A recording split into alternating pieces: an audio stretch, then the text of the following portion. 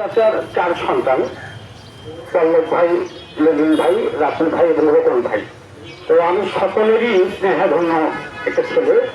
তো এত দিনই একজন সাংস্কৃতিক সংগঠক নওগাঁতে মেলা ভার, সবসময় তার হাসি মুখ, তার ব্যবহার আচার, তার কথাবার্তা সবকিছু নওগাঁর সবার হৃদয়কে জয় করেছে।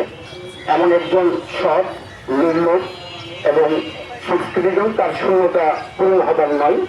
রাতুল ভাই উনি দর্শনস্থ হন এবং পাশাপাশি আল্লাহ যেন ওনাকে যেখানেই রাখেন ভালো রাখেন, সবাই ভালো থাকবেন, সুস্থ থাকবেন। প্রত্যেকের কণ্ঠ ভারী হয়ে আসছে রাতুলের কথা বলতে গিয়ে। আমি কোনো ভূমিকা ছাড়াই বলছি, আমি উত্তম সরকারকে কিছু বলার জন্য অনুরোধ করছি।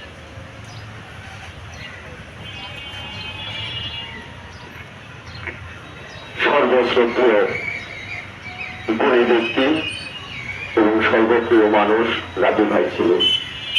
তার সম্পর্কে